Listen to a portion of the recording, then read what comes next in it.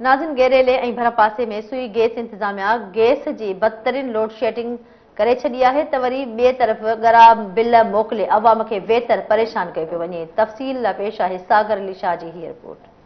गेरेलो ऐं पसगिरदाईअ में गैस जी बदतरीन load shedding जारी आहे, जंहिं ते अवाम खे ॻरा बिल मोकिले वेतर अवाम खे परेशान कयो पियो वञे। अचो त हितां जे इलाइक़े वासियुनि सां ॻाल्हि ॿोल कयूं, हुननि जो छा चवणु आहे। गैस अचे ई कोन थी, ग़रीब गुरबो परेशान थी वियो आहे। काठियूं छेणा महांगा लॻा पिया आहिनि, उहे काॾां वठूं। गैस ठूठ जेॾा पर्चा था बिल था अचनि पिया। सरकार खे अपील था कयूं, बाबा ग़रीबनि ते रहम कयो, गैस ॾियो। गैस आहे ई कोन, असांजो मुतालबो आहे त सुबुह जे टाइम में बि असां नाश्तो कोन था करे सघूं। ॿारनि खे ॾाढी तकलीफ़ थिए थी, मानी टिकी करण में ॾाढी तकलीफ़ आहे, बिल महांगा था अचनि।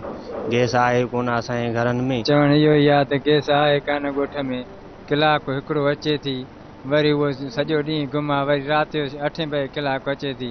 परेशान ॿार बचो मानी दानी करण में। अहिड़ी गैस खां बहितर आहे त को मौला सदके जा कटे वञनि, जा गैस महांगा हेॾा सारा अचनि था बिल। गैस कोन्हे को बाबा, हिकु कलाकु ॾियनि था, जंहिंमें उहो बि हेतिरो थो अचे, न मानी थी सघे न चांहि थी सघे। बाबा बराई महिरबानी, असांखे गैस खपे। बिल था अचनि 8-8, 9-9 हज़ार, ग़रीब माण्हू काॾां भरींदासीं। कैमरामैन मज़न अली शाह सां गॾु सागर अली शाह, धरती टीवी न्यूज़ गेरेलो।